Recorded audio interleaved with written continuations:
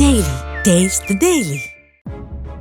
ஜல்லிக்கட்டு என்றாலே மதுரை மாவட்டம்தான். பொங்கல் பண்டிகை வந்துவிட்டால் போதும் அலங்காநல்லூர், பாலமேடு, அவனியாபுரம் என பல்வேறு பகுதிகளிலும் ஜல்லிக்கட்டு போட்டிகள் களை கட்டும்.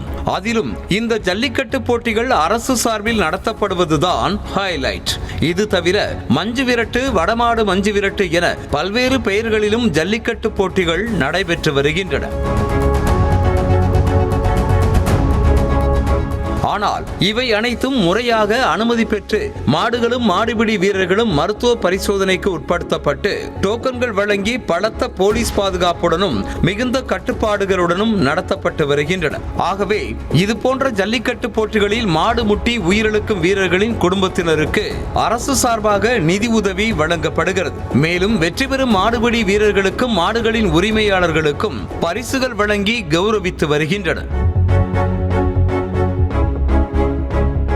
இந்த சூழலில்தான் மதுரை கீழக்கரையில் எந்தவித கட்டுப்பாடுகளும் கண்காணிப்புமின்றி ஜல்லிக்கட்டு போட்டிகள் நடத்தப்படுவதாக புகார்கள் ரக்கை கட்டுகின்றன. அதாவது அலங்காநல்லூரை அடுத்த கீழக்கரை பகுதியில் 67 கோடி ரூபாய் செலவில் கட்டப்பட்ட ஜல்லிக்கட்டு மைதானம் தற்போது தனியார் அமைப்புகள் போட்டி நடத்துவதற்கு வாடகைக்கு விடப்பட்டு வருகிறது. இதனை சாதகமாக பயன்படுத்திக் கொள்ளும் தனியார் அமைப்புகள் ஜல்லிக்கட்டு போட்டியை சூதாட்டமாகவும் கீழக்கரை மைதானத்தை சூதாட்ட களமாகவும் மாற்றி வருவதாக குற்றச்சாட்டு எழுந்து பரபரப்பை ஏற்படுத்தியுள்ளது.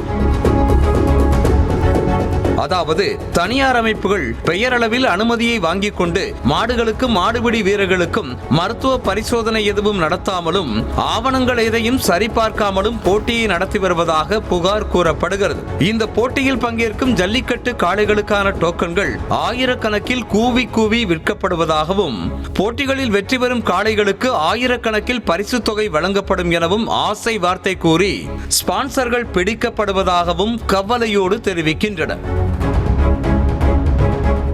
இதனால் இது போன்ற போட்டிகளில் ஏராளமான மாடுகளும் மாடுபிடி வீரர்களும் கலந்து கொள்வதாகவும் போட்டியில் பங்கேற்கும் வீரர்களில் பலரும் மாடு முட்டி உயிரிழக்கும் சூழல் உள்ளதாகவும் வேதனையோடு தெரிவிக்கின்றனர். மேலும் அவ்வாறு உயிரிழந்தால் யார் இழப்பீடு வழங்குவது என கேள்வி எழுப்பும் ஜல்லிக்கட்டு ஆர்வலர்கள் போட்டியை நடத்தும் தனியார் அமைப்புகள் லட்சக்கணக்கில் கொள்ளை லாபம் பார்ப்பதாகவும் குற்றம் சாட்டுகின்றனர்.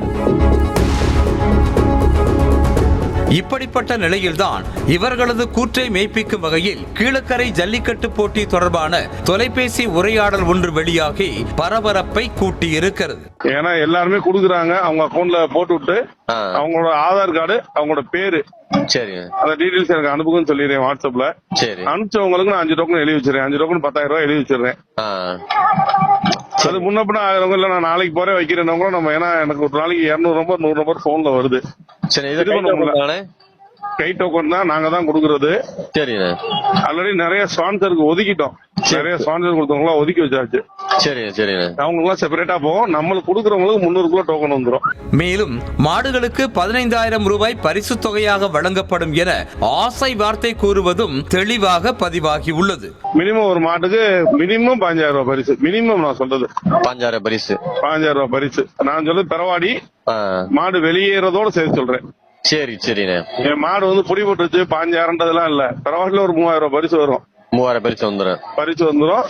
முன்னாடி வரிசையில வந்து மாடு வெளியேறும். ஒரு 5 பரிசு 6 பரிசு வரும். சரிண்ணே. அதுக்கு மேல மாடு சுத்துனா தனி. எனவே இது போன்ற போட்டிகளை அரசும் மாவட்ட நிர்வாகமும் கண்காணித்து உரிய நடவடிக்கை எடுக்க வேண்டும் என ஜல்லிக்கட்டு ஆர்வலர்கள் கோரிக்கை விடுத்திருக்கிறார்கள். Taste the Daily.